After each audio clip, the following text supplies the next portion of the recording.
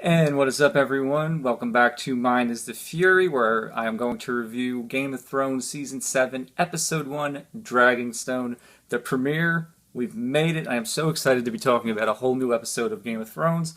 First, I want to give a shout out to my friend Honest Jack, who did a video review of Game of Thrones himself. I will put it in the description below. He is great. Knocking Dead's #1 fan. Check that out. Also, of course, check out DTV and Oddshave channel. So, I want to get right into it. Spoilers, of course. I thought this episode was magnificent.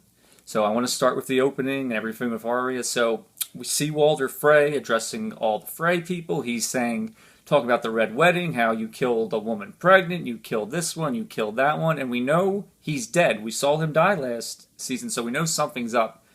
We see everyone in attendance. They all start to choke. They die. It's really Arya, dressed up as him with the face, and it was an amazing moment. And she says to one of the survivors who she didn't kill, a girl, make sure you tell everyone the North remembers. It was an amazing moment. Go Arya, so happy. That terrible storyline of the House of Black and White is over. Later in the episode, she has another scene, which was pretty cool. She comes upon some Lannister soldiers singing, and one of them is actually the singer Ed Sheeran with a cameo appearance, and this is getting kind of mixed reaction. I personally didn't mind it. Some people don't like it. Some people like me didn't mind it, but it is what it is. He's there. He can sing.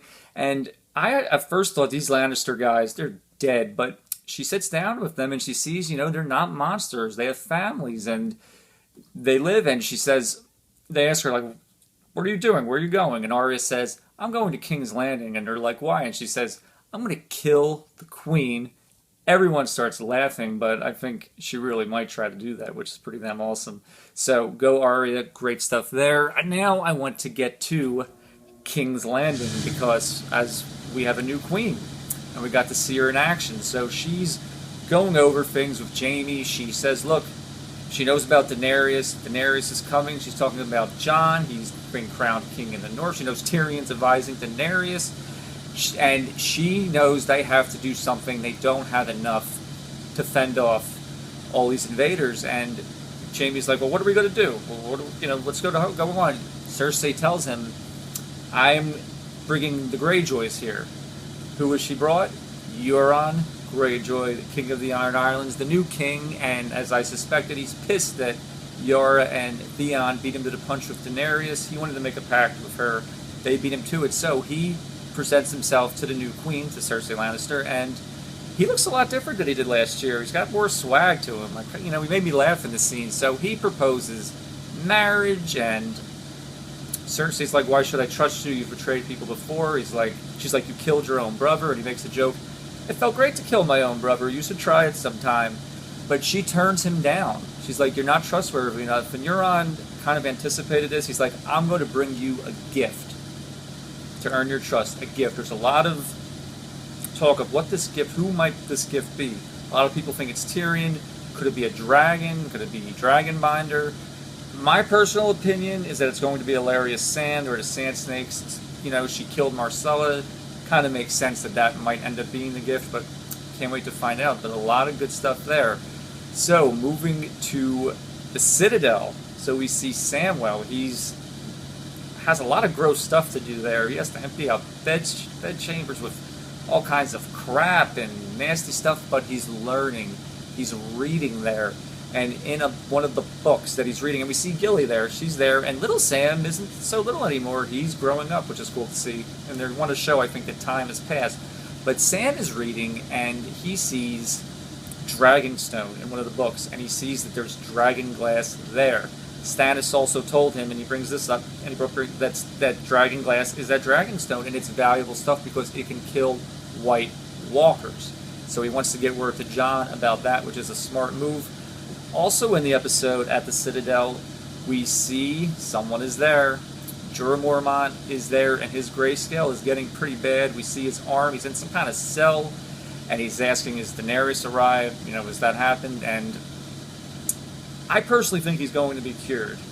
That's just my personal opinion. Maybe I'm wrong. I think Sam is going to find the cure, and Jorah Mormont will be cured. So that's what's going on with Sam and Jorah and Gilly. Good stuff at the Citadel, although pretty gross. It was gross. But anyway, moving on to, there's so much stuff in this episode, but I want to talk about the Hound. This was maybe my favorite stuff in the episode. He's with the Brotherhood Without Banners. Now, if you remember back in Season 4, when he was with Arya, they came upon a man and a daughter. He was just a plain farmer. He was giving the Hound and Arya shelter. He offered him a job. The Hound hit him, took his money, and he said to Arya, look, he's a good man, they're nice people, but they're going to be dead come winter. Lo and behold, that turned out to be true. So the Hound with Beric and with Thoros and the rest of the Brotherhoods Without Banner, they go into this place and they see that father and daughter are in fact dead, just as the Hound predicted. He was right. And everyone's talking, and Beric's like, he's like, what's your place? The Hound says to Beric, what's your place in all this? Like, why do you keep coming back? And Beric says, I don't know why the Lord of Light keeps bringing me back. I'm not sure. Then Theros has the Hound look into the flames. He's like, what do you see in these flames? And what does the Hound see? The undead. He sees the wall. He knows they're coming, and he believes it now. So I think they're all going to have a part to play in the war against the undead and the White Walkers. And a little later in the episode, we see him digging a grave, which was nice, for the father and the daughter. That was a nice little moment. He has changed a little bit, which is nice to see. Brother Ray really got him on a good track, I think. So that's the story with the Hound. Again, just great stuff. And now I want to talk about everything that happened in the north. As I mentioned, we see the undead, we see giant whites, we see a whole bunch of them coming. Bran's warging. He's arrived at the wall of Mira Reed. Dolores Ed's there to greet them, and he takes them in. I thought maybe we would have a Stark reunion this episode.